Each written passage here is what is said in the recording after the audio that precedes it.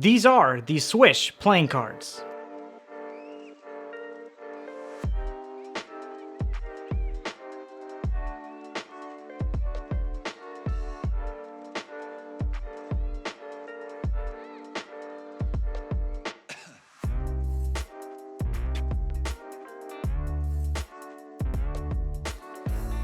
What up crew, as I mentioned, today we're going to be taking a look at these SWISH playing cards. These playing cards are designed by Chris Andrew Small, distributed and produced by Card Cuts, and printed by the US PCC on thin crushed stock. Going ahead and taking a quick glance at the tuck case, it kind of reminds me of a piece at an art museum that would make me wonder why people are looking at it. And of course, I'm no art critic, so I don't really have any thoughts on that end. Taking a look at the front of the tuck case, of course you can see that art design along with the word SWISH written down here on the bottom. You can see the SWI and H are written in thin letters, but then that second S is just super thick. On the back, you can see that artwork continued, again, way beyond my comprehension. And we can see the artwork on the top and left-hand side as well. And on the right-hand side, you can see the word SWISH written right there. And of course, on the bottom is all the info that I covered earlier. So overall, this deck so far isn't really my cup of tea, but I'd love to know your thoughts on it as well. Now, let's go ahead and open this up. Taking the cards out of the tuck case, my attention immediately goes to the back design. Again, the artistic theme continues, and you can just tell that because of all the bright colors and everything, these are designed for cardistry.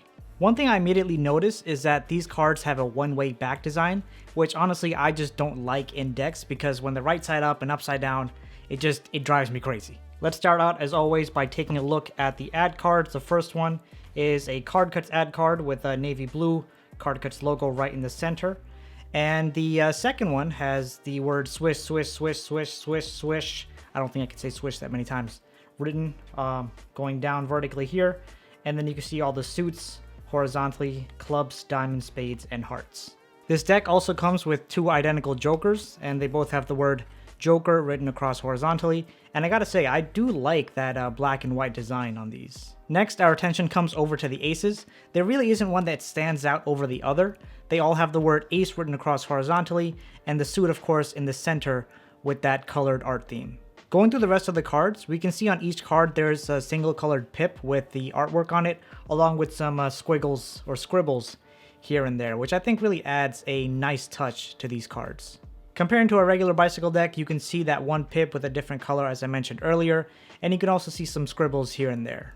The face cards are also slightly different, again with the one pip and scribbles, and the rest of the image on the face card is done in a black and white color. There are definitely things about this design that I like and dislike. In terms of handling, as I mentioned, they're printed on thin crushed stock. For me, they handled quite well right out of the box. Didn't really have to be broken in at all. I wouldn't really use these for card magic, but definitely for cardistry, and of course, a game of cards. Okay, so let's talk about these secrets and extras. As far as secrets go, there weren't any that I could find, which makes sense since this is more of a cardistry deck. And for the extras, everything was really custom artwork, and to the right person, I think the artwork alone would classify as a great extra feature.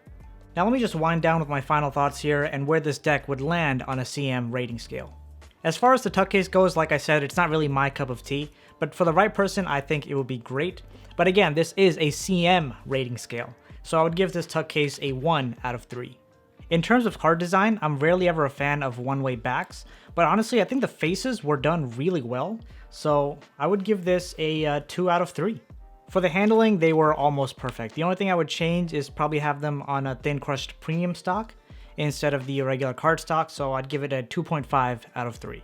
I would also definitely give it that extra point for all the custom artwork and design, so definitely a 1 out of 1 there. Overall, that comes to a CM rating of 6.5 out of 10. Before I end this video, I'd like to give a huge shout out to Card Cuts for sending me this deck. Thanks so much, and if you guys like this deck, make sure you support Card Cuts by getting it for yourself. The link to that will be down in the description. As always, for more deck reviews, you can click on this playlist right here, and hopefully, I'll see you there. Peace out.